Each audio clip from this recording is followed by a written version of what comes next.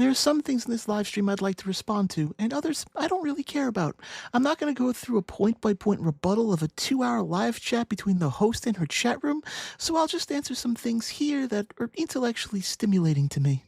What are some of the arguments that you hear often from atheists that you've encountered? I'd be curious to see if it's the same as mine. Usually they're always all the same. People say that you can disprove God with science, which honestly, I would love to know if you're an atheist watching, name one scientific proof that proves God does not exist. The host is attacking the hard atheist position. That is, the position philosophers and professional debaters take, in that they take the hard stance of a God does not exist, rather than the soft atheist position of, I don't find the argument for the existence of a God or gods compelling. She demands proof of the lack of God's existence. Proof is a mathematical concept, not an empirical scientific one.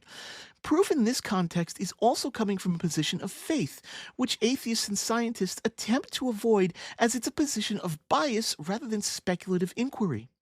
As such, I suspect the only proof she would accept is a feeling or personal experience that is equivalent to the direct opposite of the feelings she received during her revelation. So, because the anti revelation emotion isn't something I've ever encountered, I'll address this from the empiricist point of view. Empirical evidence for the non existence of God might be the lack of direct divine interaction outside of unfalsifiable individual experiences, i.e., emotional responses to stimuli, the lack of evidence of the existence of miracles, the lack of a clear, coherent definition of a godlike being that makes logical sense, the lack of a clear, coherent answer to philosophical inquiry about the existence of God. In science, the colloquial term lack of evidence is not evidence of lacking, is false. The continued lack of evidence over a sustained period of multiple observations or experiments is considered to be evidence of lacking. If continued testing of a hypothesis results in the lack of evidence of the hypothesis conclusion, that is either a direct contradiction or evidence that is no better than statistical noise, the hypothesis is discarded unless new evidence is discovered that warrants reinvestigation into the matter. When discussing the empirical evidence for the non existence of a God, we need to be careful to avoid whataboutisms and epistemic nihilism. Whataboutism stems from the seemingly endless claims of things such as miracles or personal experiences. The problem with these claims is that nearly all of them have either been fully disproven to be some form of hallucination, illusion, or just a scam. Just because one doesn't know the answer to every claim of a miracle does not mean that miracles are real. If people claim miracles all the time, but each time a miracle is disproven, at what point do you simply disregard miracle claims as having any validity whatsoever? This is the exact same phenomenon as when people claim to have invented perpetual motion. Because enough claims of perpetual motion have been successfully dismissed as fraudulent, future claims of perpetual motion can and should be ignored unless the person claiming perpetual motion has extraordinary evidence to the contrary. Epistemic nihilism in this case references the infinite regress of justification fallacy. In this case, the goal isn't to advance the conversation, it's to stymie the conversation down in an infinite series of questions regarding the foundations of the other debater's knowledge without ever accepting the answers given. At some point, one needs to accept the foundations of knowledge at some level and just move on. However, theists, especially those who seem to latch on to metaphysical arguments as a basis for determining reality, often rely on this tactic in order to undermine the basis of knowledge for anyone that disagrees with their position, making conversation with them nearly impossible. I'm not saying that asking for clarification isn't valid. It is. For example, if I say that something is scientifically proven, it is perfectly valid to demand a source for that claim. On the other hand, it's not considered valid to question that basis of knowledge unless the source is of a questionable nature. It is also perfectly acceptable to question the validity of one's experiences. For example, this person might say, because I felt God moved me. And in that instance, it is correct to question the validity of that experience and ask how she knows her experience is truly from God and not an explainable biological phenomenon. What is not valid is for me to question everything about her experiences to the point of epistemic nihilism or lead her down the route of philosophic sophistry.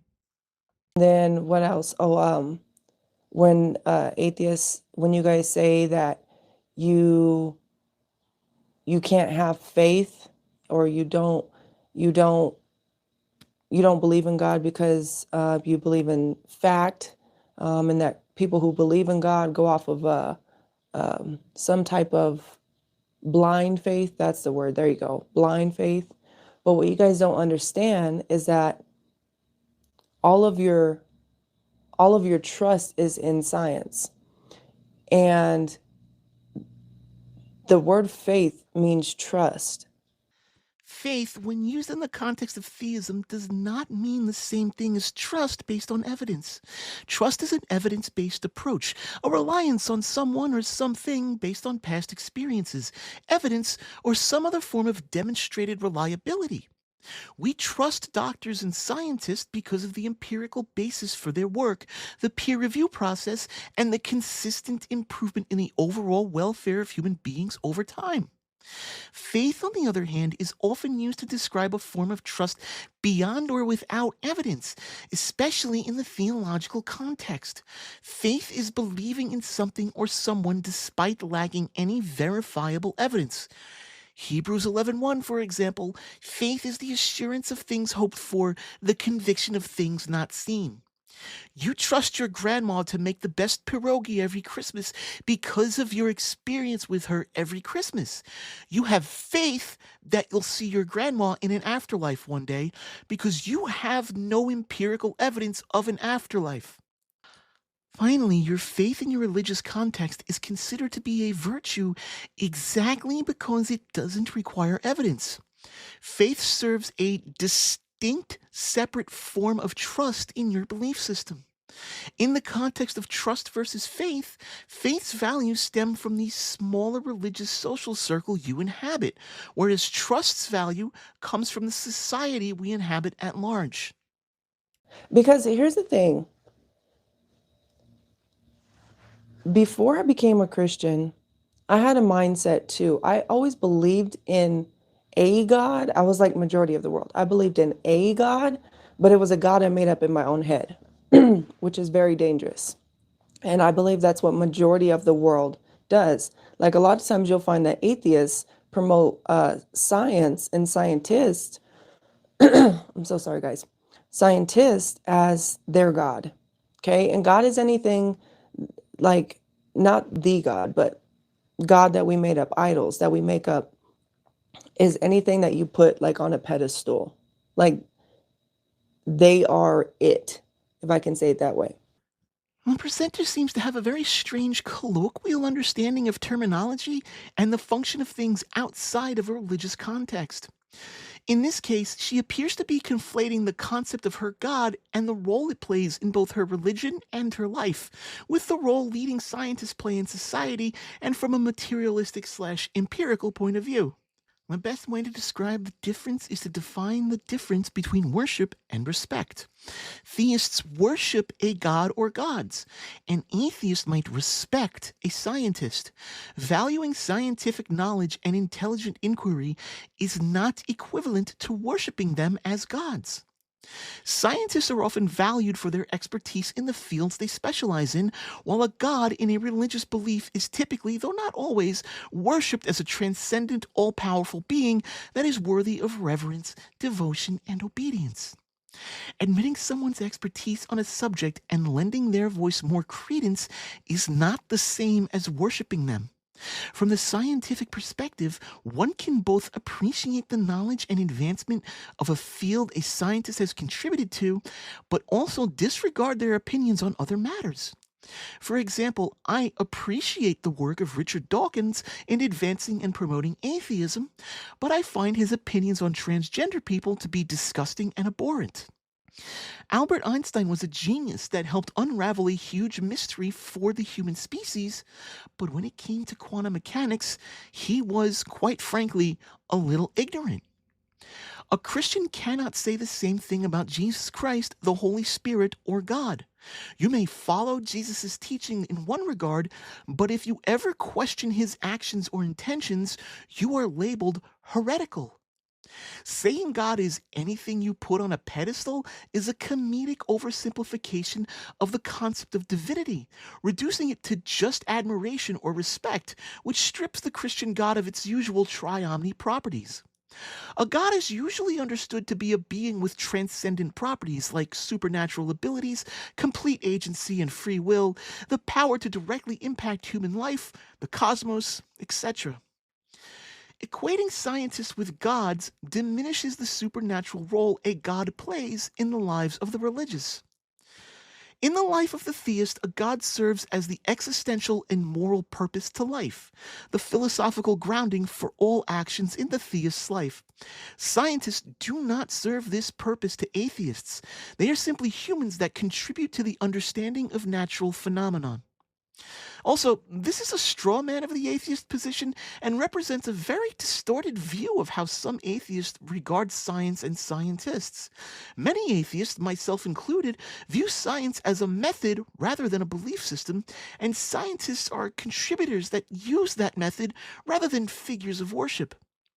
While myself and others may bring up the names of prominent scientists, we do so because in the subject in which we're speaking, the names of those scientists carry more weight because of their experience and expertise that myself and the person I'm talking to does not have.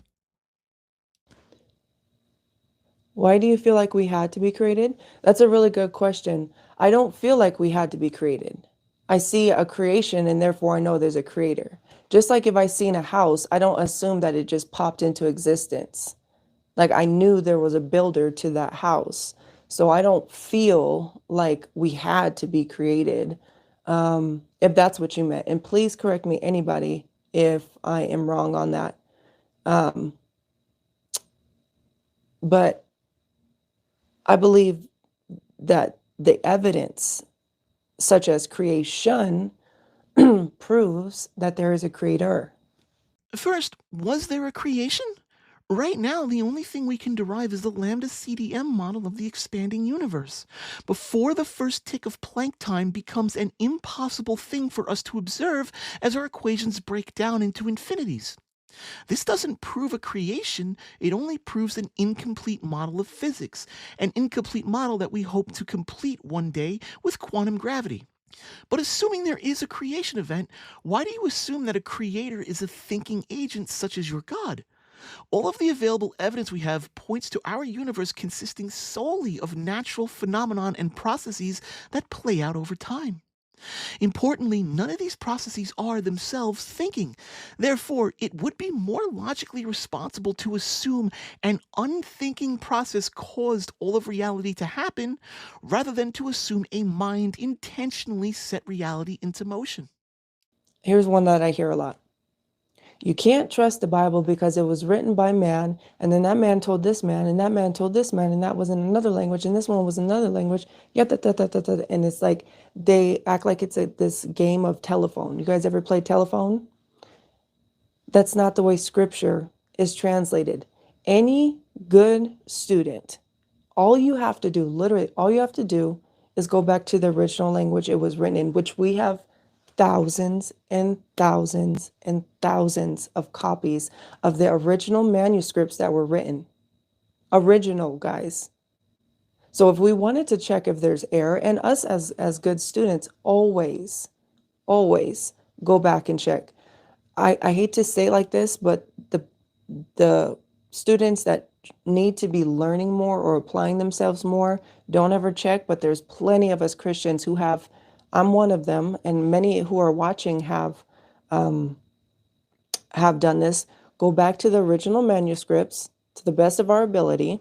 Obviously, we can't just walk into the museum room or whatever, wherever they have it nowadays, and check it for ourselves, but we can go back to the original language and check its authenticity. So to say that it's been translated over and over and over and over and over and over, and therefore you can't trust it is, forgive me for saying, a terrible excuse, terrible, weak argument, very weak argument.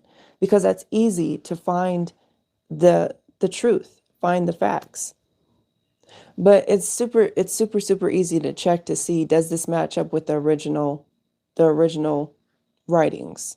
I mean, the The presenter brings up an interesting point.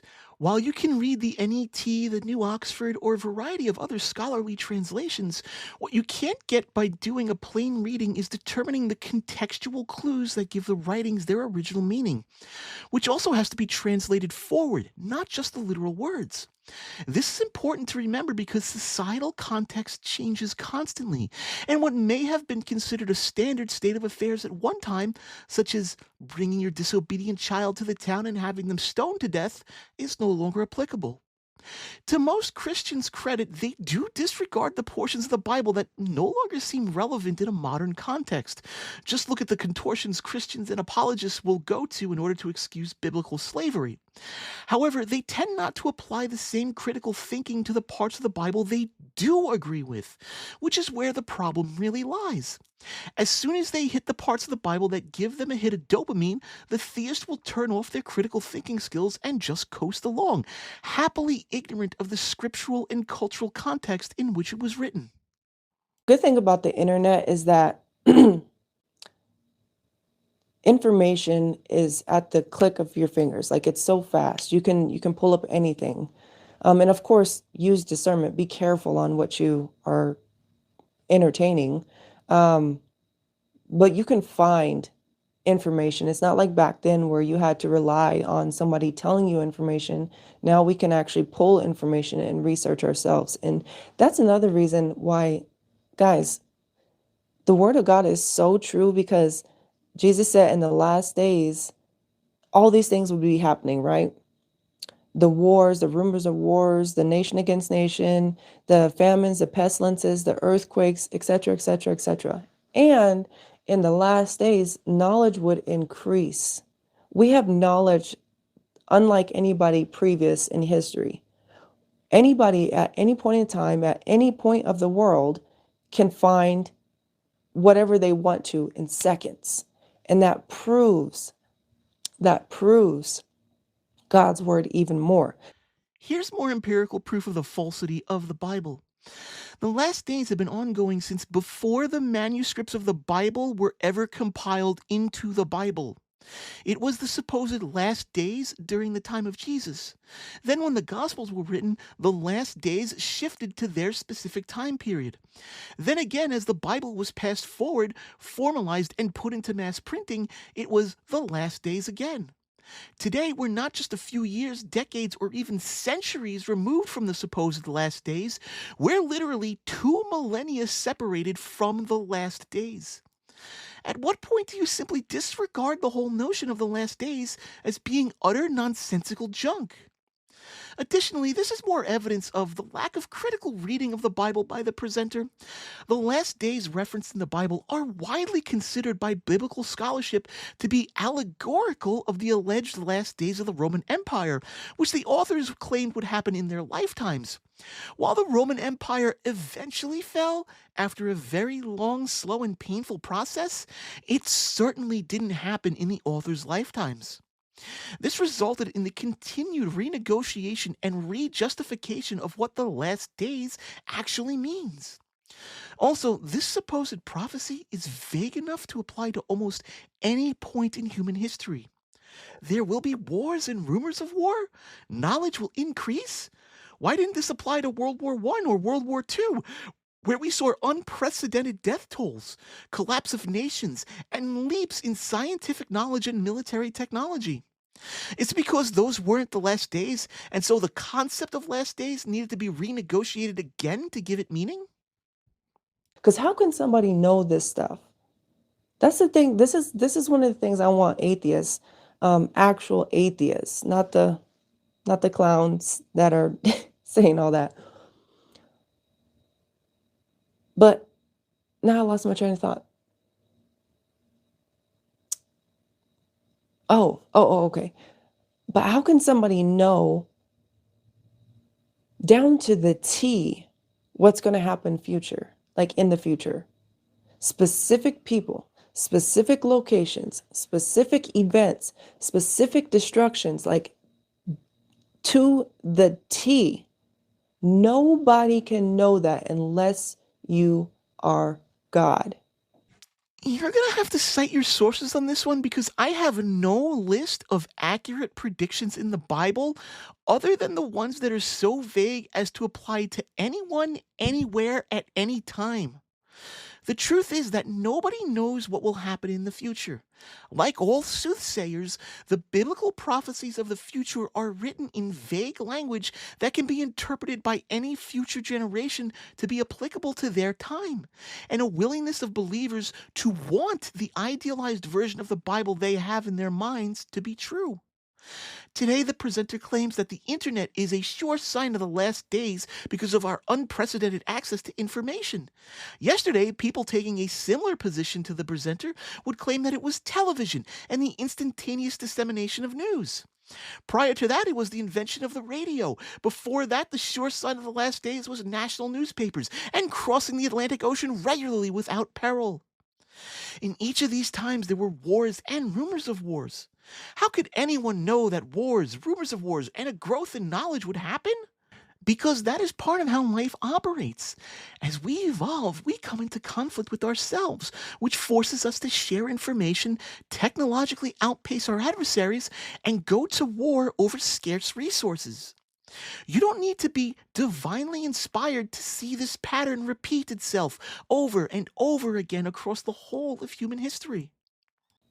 And so the fact that it's been proven, I've heard atheists, I've watched scientific, because I don't just watch Christian stuff. I'll watch atheist channels and all that stuff because I like want to know what they're saying. I really do.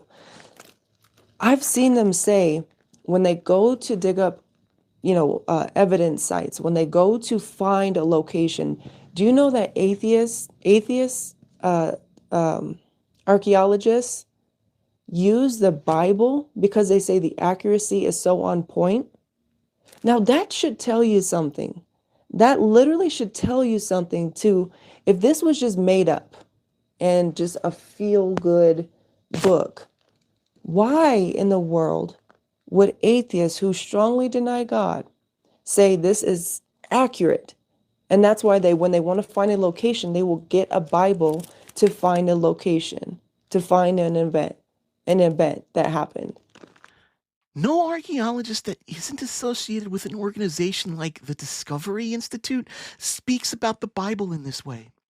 What they do say is that the Bible can be used as a cross reference as it names historic places, and so it's used as an additional data point in conjunction with other reference sources. The Bible is not used as a sole point of reference. Nobody who isn't a believer ever says, since it's in the Bible, it must be true.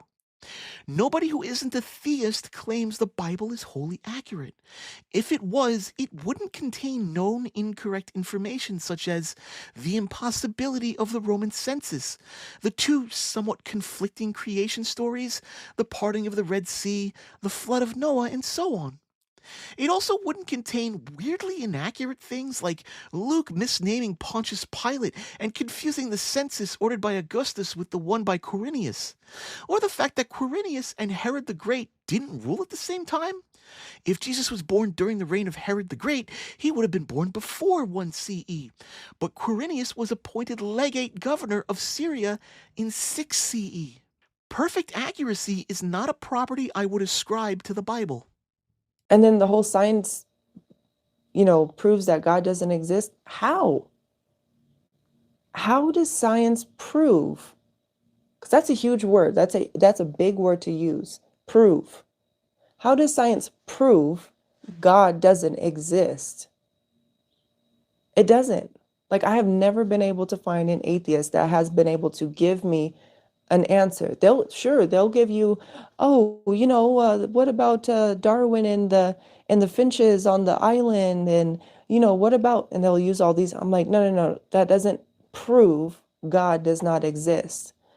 No, the theory of evolution does not prove that God does not exist. What it does, however, is wholly dismantle the creation story, a story believed by many to be true and accurate for centuries, and forces theists to renegotiate the Bible, taking a literal interpretation of the creation story and making it metaphorical. Add this to the list of empirical, non proof reasons for why I take a hard atheist stance. So how did God exist then? God has always been. That's something that us humans can't comprehend because he's God. We're not God. So our brains are finite. Okay? God created time, space, matter, humans, grass, trees, lakes, etc. He's outside of that. So I know that that's hard to comprehend, Mar. This isn't just difficult to understand, it is literally impossible. And this is my stance as an atheist. Being timeless, spaceless, and immaterial makes you a concept, not an actual tangible thing. Unless you can provide a framework of understanding of what this concept means, your definition of God is utterly impossible to understand. Even if I were to concede and allow your special pleading for your God, I would then have to question how you can know not just properties about your illogical God, but what your God's intentions are and how your God acts, etc. Not only is its existence utterly incomprehensible to me, its very nature and by definition, its actions must also be equally as incomprehensible as its being. And here's the crux of my problem. If your God wants to know me and have a personal relationship with me, as so many Christians claim, then why does he want to remain completely, unfathomably unknowable? This is one of the many, many contradictions of the nature of the Christian God that forces me to be an atheist. How can something come from nothing? Like nobody with any amount of sense, nobody that has any amount of sense says that this came from nothing. Just give it enough time and it'll just pop up. My coffee cup. Nobody has that. Like nobody has that uses their brain. And I mean that in no disrespectful way, but seriously, nobody believes that this just appears. Just give it enough time and then poof, it'll appear. Say it with me now. The universe is not a coffee cup. Hardly anyone claims that the universe came from nothing. While there may be people who proclaim we came from nothing or use the word nothing to sell books, the vast majority of scholars and scientists don't say the universe came from nothing. The academic consensus is that we came from something that preceded the first unit of Planck time.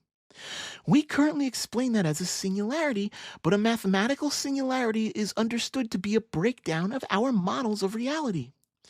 What that means is there is something there. What that something is, we don't know. We have conjecture as to what that something might be, but the singularity points to there being something, not nothing. Everybody knows there had to be somebody who created this cup. Nobody even questions it. That's the funny part. Nobody even questions it. We automatically know. We actually will look. Who's the maker of this? What's the company? Immediately you know there's a creator behind this. Yes, prior experience with cups has shown us that they are made by humans. Therefore, our prior empirical experience tells us that the cup had a maker, and the maker symbol is generally found stamped on the bottom of the cup.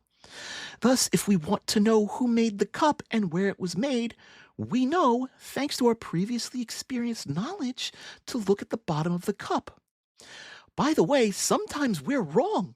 Sometimes the maker's stamp isn't included on the bottom of the cup. Sometimes the cup doesn't have a maker's mark at all. But what in our empirical, everyday lived experiences tells us the universe was created? Have you created a universe in your backyard and you're not telling us? Do you have a hidden experience with an alleged creation of the universe that you're not sharing with the scientific community? No? Then you do not know that the universe was created, and you especially do not know, nor have external empirical proof that it had a creator. But this has almost nothing to do with atheism and more to do with naturalism, materialism, and empiricism. It has repeat patterns. Repeat patterns. Trees make other trees. Grass makes other grass. Birds make other birds. Monkeys make other monkeys. Lakes form other lakes. I mean, everything is so repeating, like constantly repeating. Now, if something just boom, crashed, exploded, it wouldn't repeat. I was wondering when she was going to conflate the expansion of the universe with an explosion. The Lambda CDM event that we know colloquially as the Big Bang was not an explosion. It is an ongoing, rapid expansion of space-time, but nowhere along the way did the universe ever explode. You know what I mean? Everything that was made, it was made after its own kind. Everything after its own kind. That's what God said, and that's how God put it in order. Like if I got pregnant, I'm not getting pregnant with an apple. I'm going to repeat after my own kind. Creation is behind that.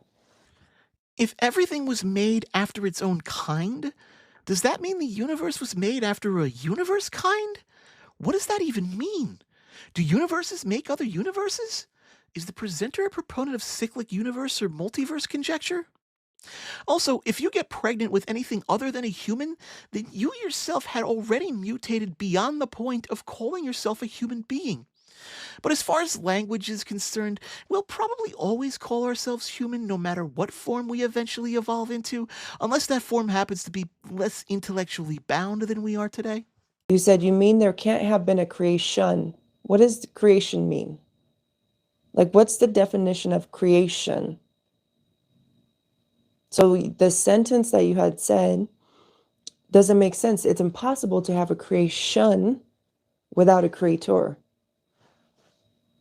And God has always existed. He's outside of time, space, matter. He's outside of that. He created time. We on earth, the universe and the earth are on a time. God created a time. Time was created. Time hasn't always been. It's not, it doesn't exist where God is.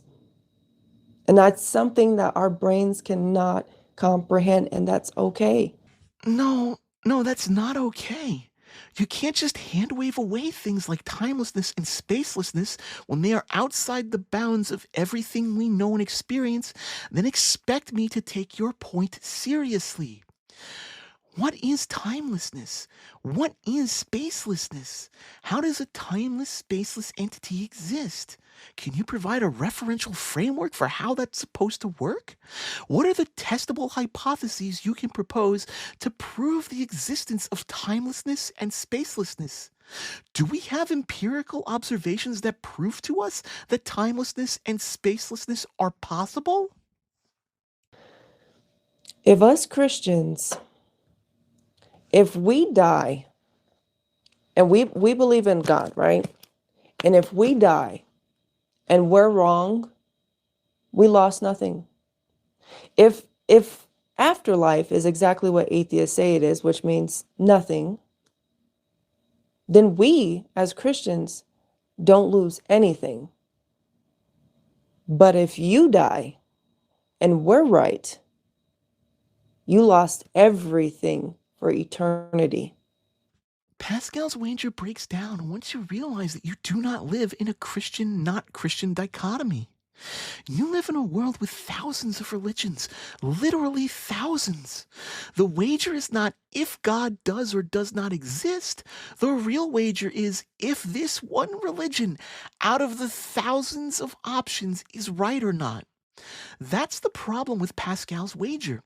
It's religious exclusivism. It presupposes the truth of Christianity as the only religion with a stake in an afterlife. It does not take into account other religions that don't have an afterlife or don't espout a punishment reward system for their afterlife like Christianity does. This is also a dishonest sidestepping of the real issues surrounding theism, such as the deeper discussions on the nature of faith, morality, purpose, and so on. God, the supposedly transcendent divine being, is reduced to nothing more than a cost benefit analysis. Eternity in a literal hell. This isn't hell. People say hell is hell on earth. This is paradise compared to hell. And it's for eternity. We talked about that whole time concept. Time in the afterlife does not exist. Eternity. On one hand, the theist claims hell, heaven, and God are timeless, but then they claim it's eternal. Well, which is it? Timeless or eternal? It cannot be both. Timelessness is without time. Eternity is all of time. These are two distinct concepts and cannot be applied to each other logically. I will freely admit that the concept could be true, that a thing could be both eternal and timeless at the same time, but I would need to see evidence for that dichotomy to exist, like how the concept that quantum particles exhibit wave-particle duality is true. It's difficult for me to comprehend, let alone accept, but things like the double slit experiment prove empirically that wave-particle duality is true. Until such a time that the concept is empirically proven, its logical inconsistency forces me to reject such a notion.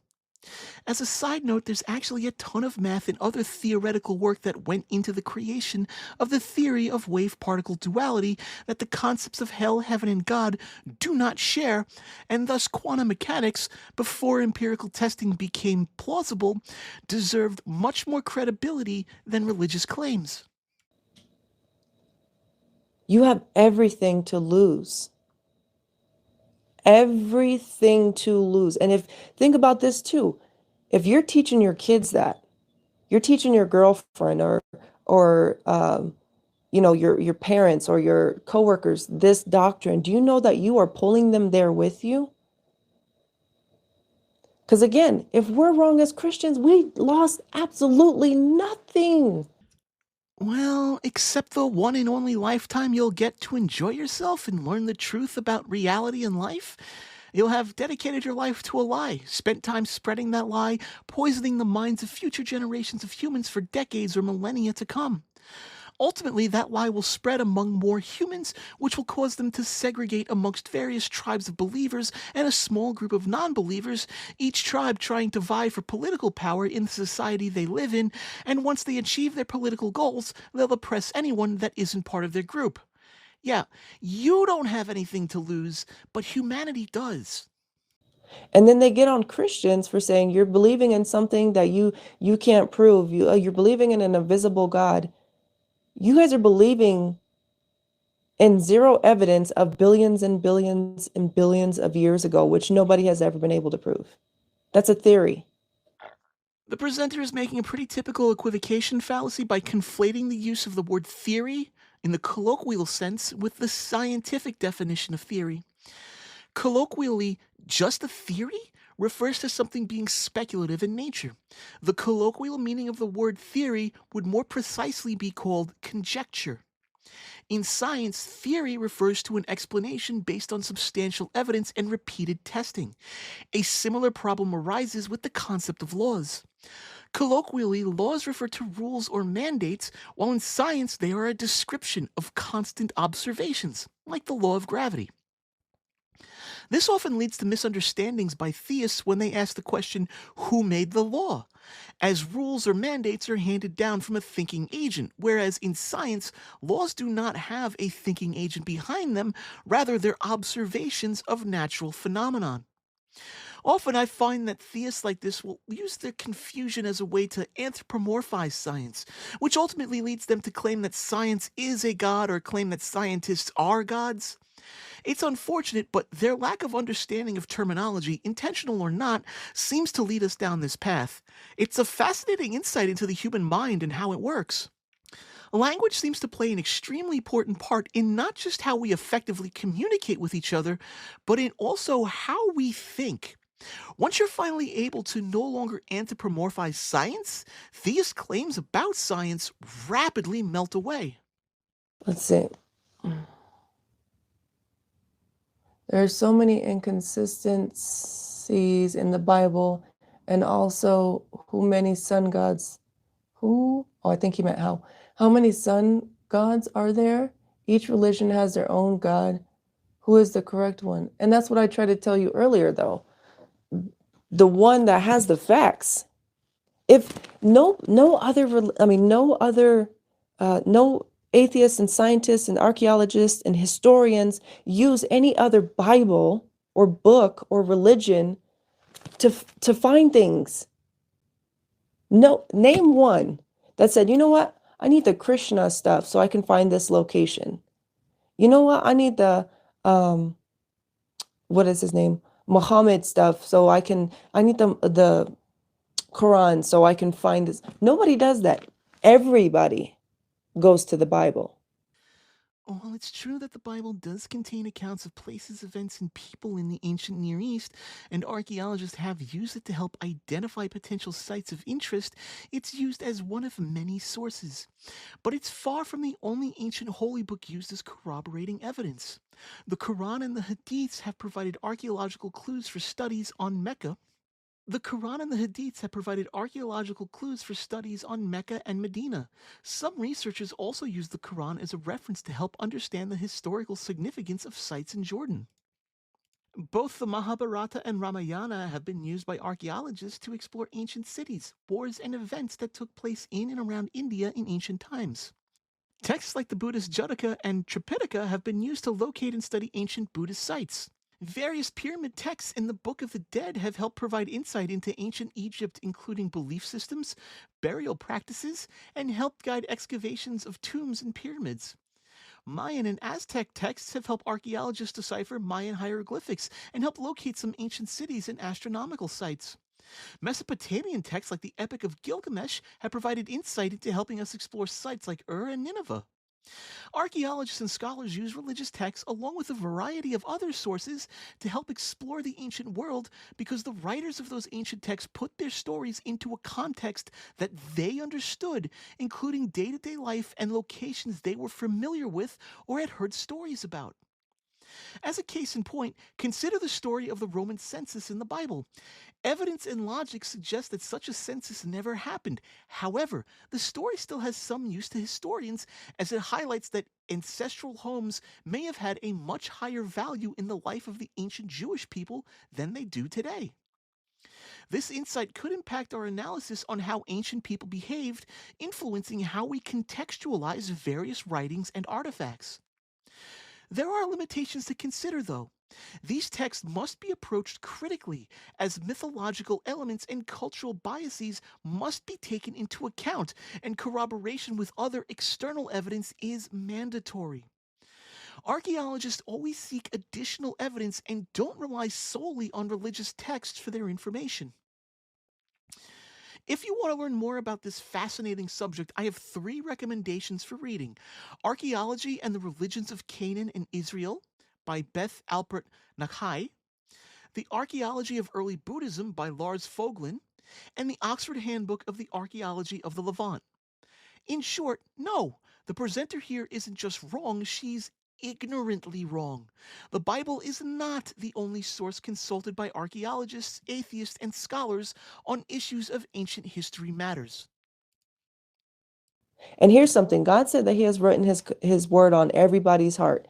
Everybody, so that no man is without excuse. Nobody is without excuse. This is why, as soon as you say, do you believe in God? Everybody goes, just watch this. Think about this. Do you believe in God? I don't believe that he can part the Red Sea, and I don't believe. Why do they always refer to this God? Why do they always refer to this God?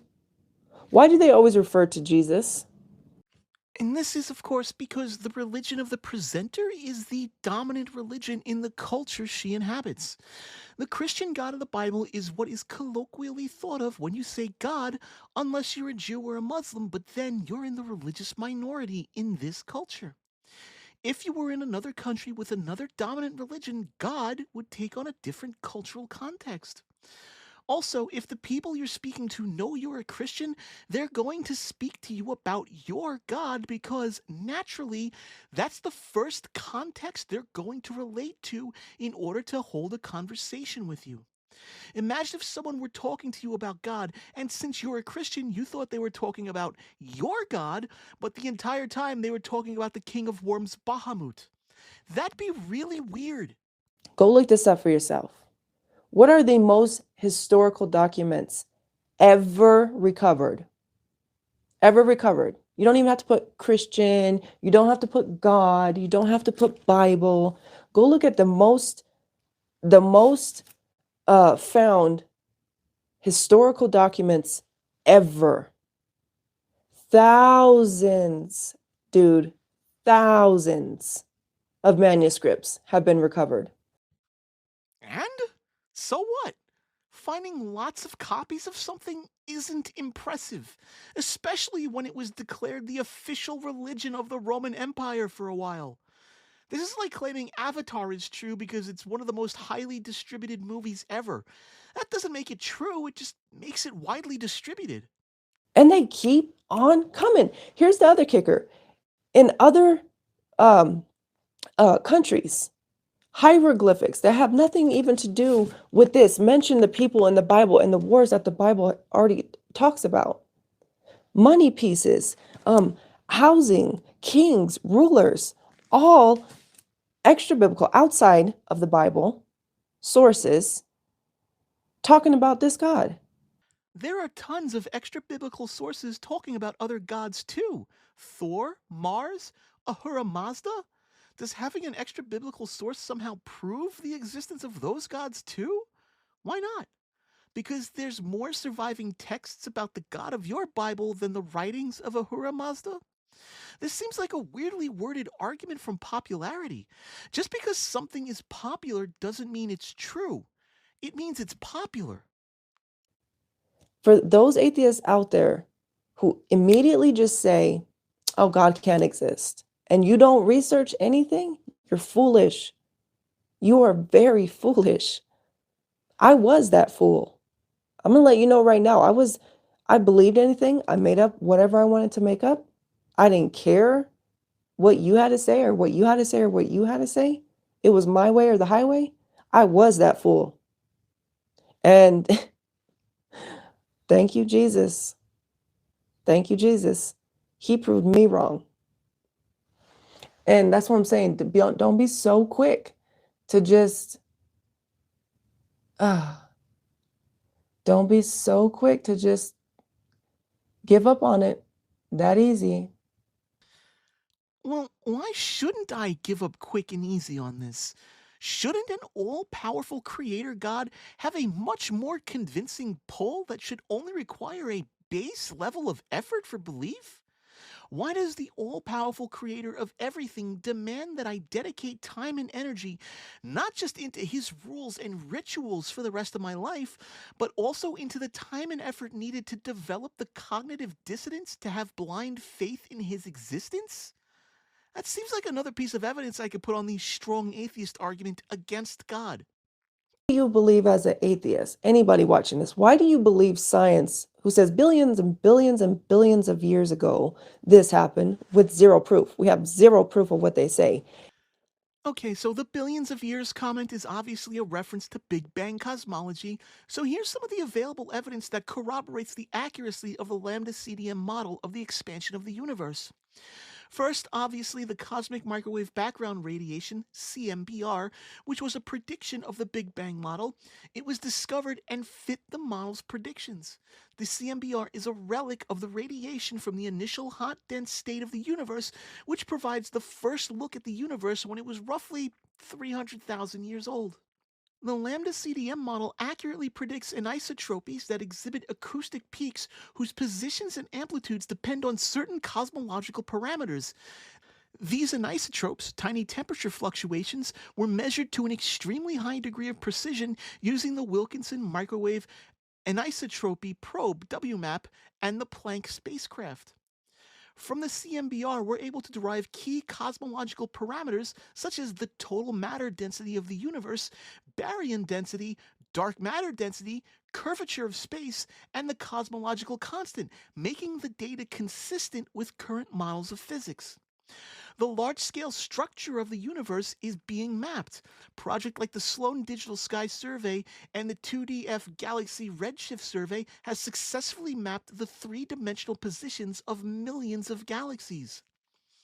The statistical analysis of how galaxies cluster together on large scales matches the predictions of lambda CDM, which start with the initial conditions of the CMBR. Additionally, the growth of structures in the universe over time, influenced by dark matter, aligns with the expectations of the lambda CDM model. Baryonic acoustic oscillations are periodic fluctuations in the density of visible baryonic matter caused by acoustic waves in the early universe's hot plasma. BAO signals have been detected in the distribution of galaxies and intergalactic gases.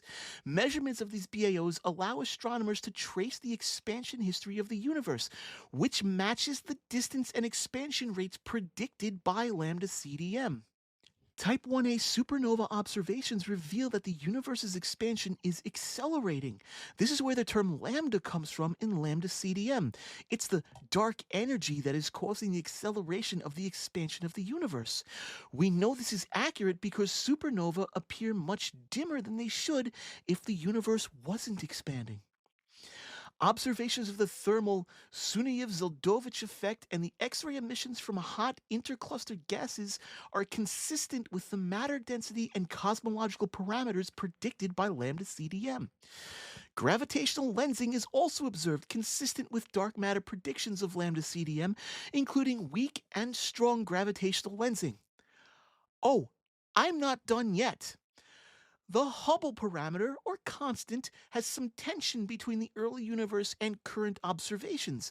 The parameter varies depending on if you look at data from the CMBR or if you look at data from modern local measurements, but both measurements support an expanding universe consistent with lambda CDM.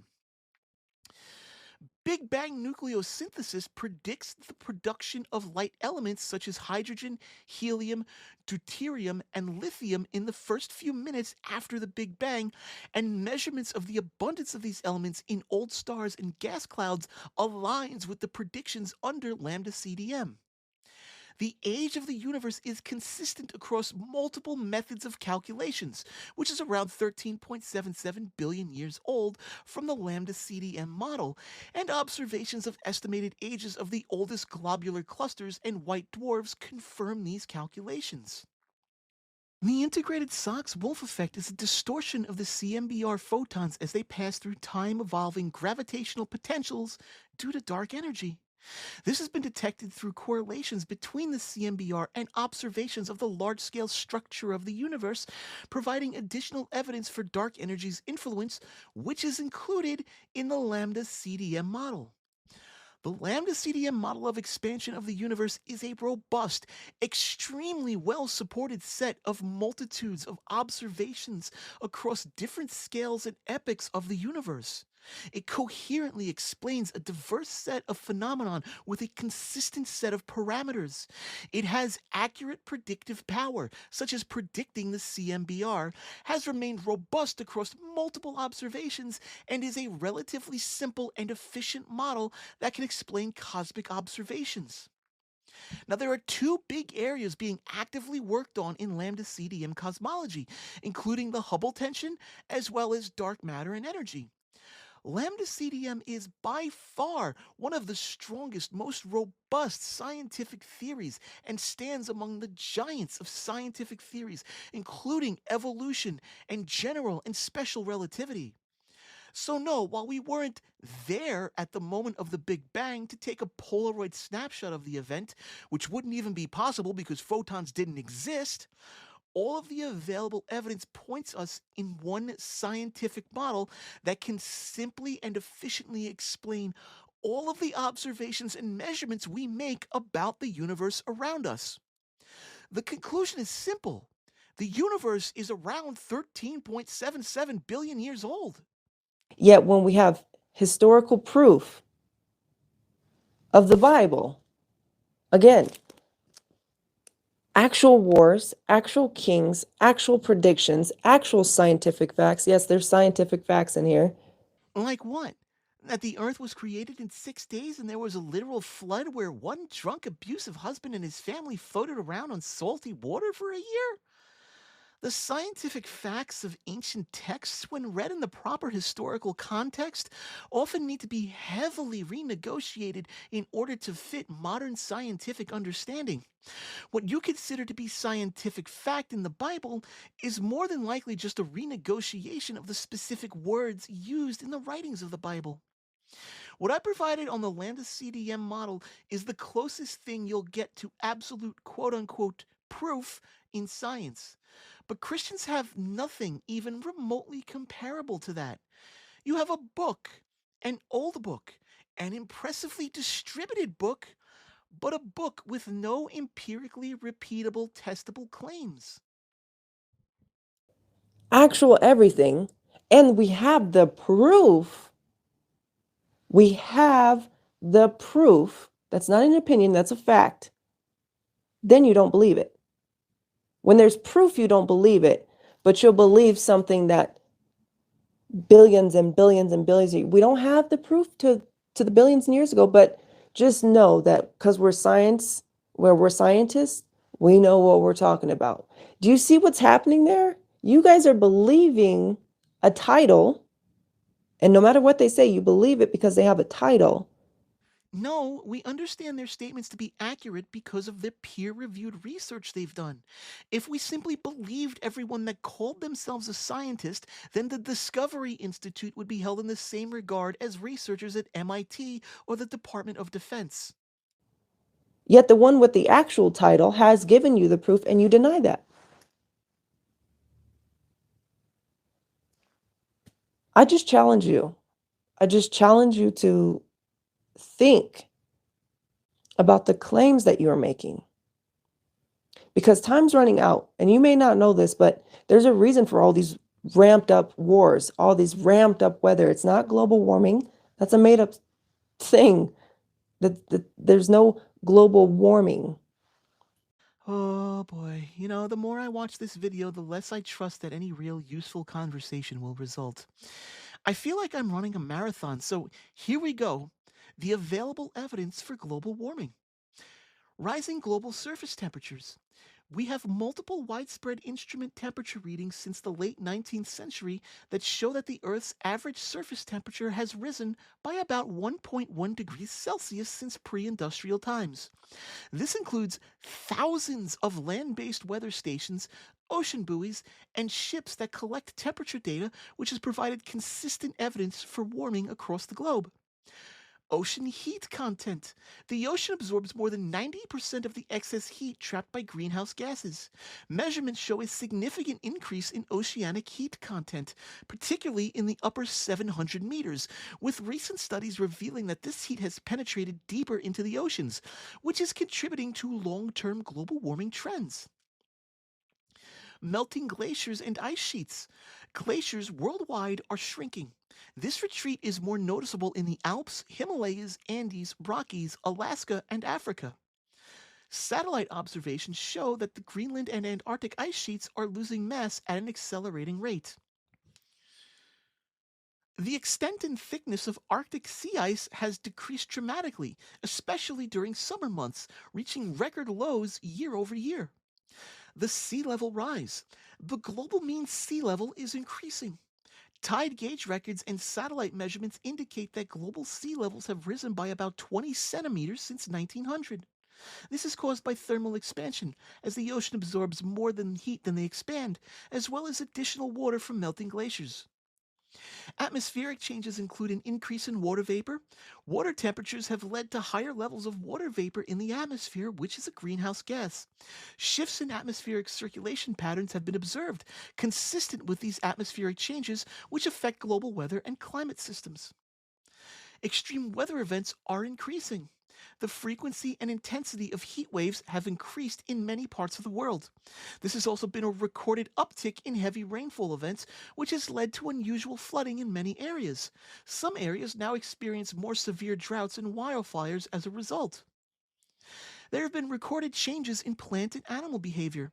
Many species are experiencing shifts in life cycle events, which include earlier flowering, earlier breeding, and shifted migration times.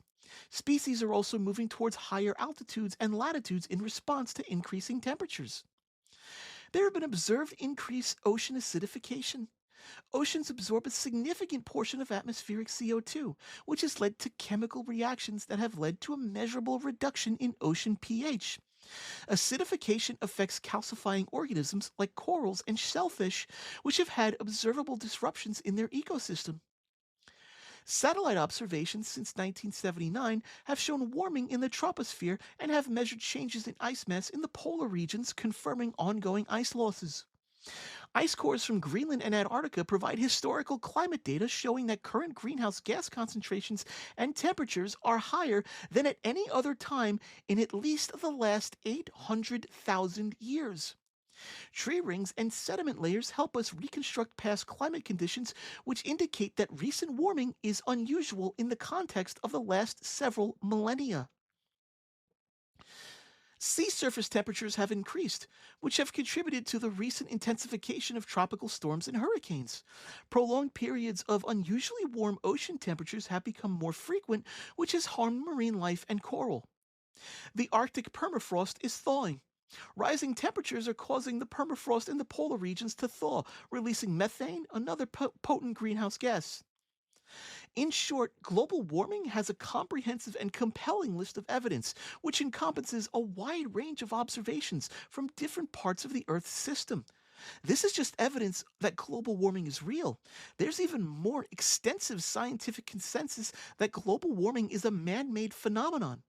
However, even if you want to try and discredit that consensus, the fact remains that current observations across a variety of fields shows that the global climate is warming at an alarming degree. Satan knows his time is short. And so he is kicking up the gear and whispering, and he loves people like you guys that don't believe in God. He loves to use you as his puppets, as his mouthpieces. You ever just been sitting there and you get a terrible thought out of nowhere? You're not doing anything. You just sit there and you get a terrible, terrible thought. Where does that come from? And if you say nowhere, well, then I question your heart then. Because if you can just automatically on cue think of something as vile and as horrible, and you guys will know what I'm talking about. Where does that come from? These are so called intrusive thoughts, and studies suggest that they're more common in people who have internal monologues, especially those who exhibit an internal monologue during periods of rest. They're considered to be normal, as a variety of individuals can experience them, but are also a comorbidity in some health problems such as anxiety, depression, obsessive compulsive disorder, schizophrenia, etc. So if you have intrusive thoughts, you should tell a mental health professional about them so they can use that comorbidity in diagnosing your situation. Importantly, intrusive thoughts are well understood and, if needed, can be managed with proper cognitive behavioral therapy and mindfulness exercises. They don't come from Satan, they come from the brain.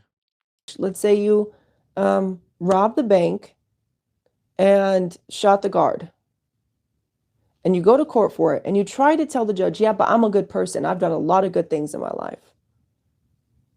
I did this is. The judge will laugh at you. He will laugh at you and say, you're not here because you've done good things. You're here because you broke the law. Any good lawyer will tell you to save the sob story and how good of a person you actually are for sentencing when that actually matters. This is a horrible analogy because there are no sentencing guidelines with God. You're either in the cool kids club or you get tossed into a literal lake of fire. There's no medium security prison you get sent to for a millennia to serve your time. There's just eternal suffering, and that's it. Oh, you had an abortion to save your own life? Well, sorry, even though the fetus isn't viable, it was still an abortion. Bye. Oh, you're transgender and injecting estrogen once a week into the side of your thighs and dressing up, trying to feel pretty and take on a feminine role in society and pooping in a bathroom that you feel more comfortable and safe in prevented you from breaking another one of my rules? No ending your own life? Yeah, that's a tough catch 22. Sorry, into the pit of fire with you. What a stupid, horrible God to worship. I'm a real life Christian. Walking every day and saying, I need God to get through every single thing that I can't do it without him. And I understand that now. That's the difference between when I was not a believer and a believer. Now I understand that every single step that I have taken, every breath that I have taken, everything that has happened to me in my life was a gift and is being upheld by the Creator. Evolution can't do that. Is the presenter conflating the theory of evolution, which is an explanation for how life became increasingly more complex over time, with the creator deity that metaphysically gives people purpose and meaning? That is just strange. Why would the theory of evolution, a scientific theory that demonstrates how organisms evolve over long periods of time and become more complex, have anything to do with epistemological or metaphysical concepts like meaning and purpose? He was mocked, beaten, ridiculed, hit, spit on, rocks thrown at him. Then he died the most agonizing death ever. I don't think there's anything worse. And then he rose from the dead 3 days later, was seen by hundreds of people. This is according to one letter by Paul. The rest of the Gospels don't include that story, and there's no external corroborating evidence that hundreds of people witnessed Jesus' resurrection. Historians expect at least someone out of those 500 people to have written about it, or someone directly connected to those 500 to have told someone else a detailed account of what happened that could be corroborated in some way with other evidence. And they wrote about it, but no, none of that exists. And that's it for this diatribe of response. If you liked the video, please hit it with a like, subscribe, and hit the bell icon. Just remember, Lemmy Kilmeister is dead, therefore, God is dead.